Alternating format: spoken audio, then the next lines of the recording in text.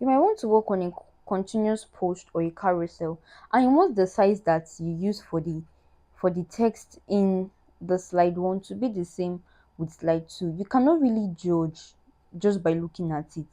You can easily go to the font size and pick. Let's go for 24. 24 looks good, not too big, not too small.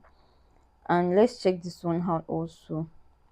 It's 31.5 and you can reduce it to 24, right? And position it well. So automatically you have the same size, font size 24. Let me confirm that because I think this is looking big. Font size 26, yeah, 24. Good.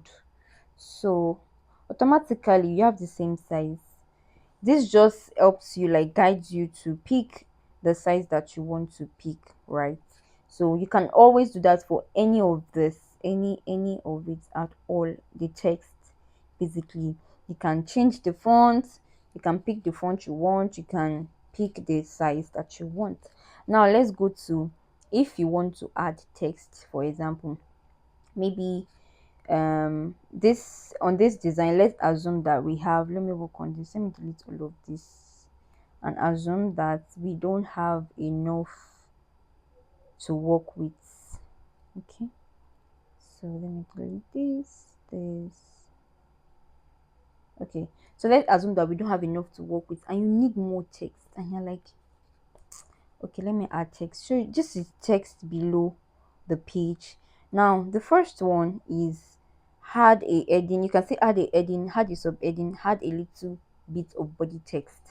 So add a heading, as it implies, means that it's a broad, it's a big text. It's a, does not mean that you cannot adjust the size anyway. So you can easily pick the big one, the medium, and the smallest, depending on what you want to do. It's explained here already that you can use this for heading, you can use this for subheading, and you can use this to write. It had a little bit of body text. You're writing a lot of things, and you can use. Let's pick this first one now, and let's say we want to write something really long. Because of time, I don't want the video to be long. Let me copy this. So I'll click on these three dots, and I just click copy. So copy to clipboard. This is supposed to even be part of another class, but you already know this now. Then I click on this and I paste it. So let me just paste straight up.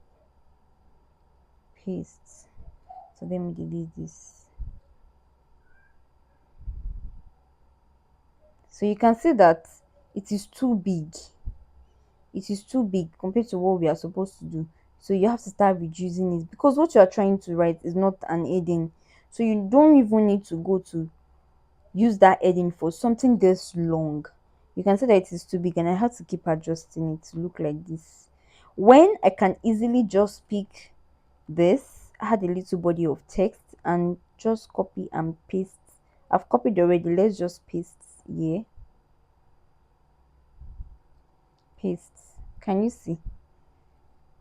Can you see the difference? This is really bold and big and all of that when I added it, but this was relatively small, and you can still even adjust it to look like what you really need, right?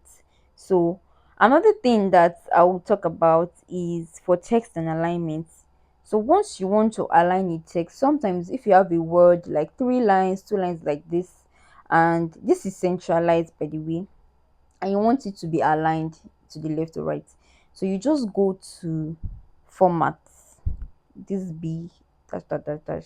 You can make this bold. Let's make it light back. You can make this italic.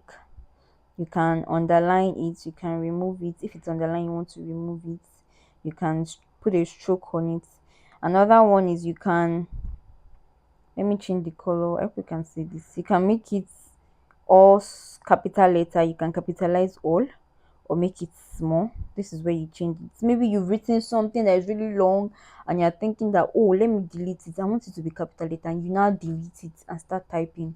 Instead of that, just come to this list and you want to make it capital letter, just change it here, as you can see.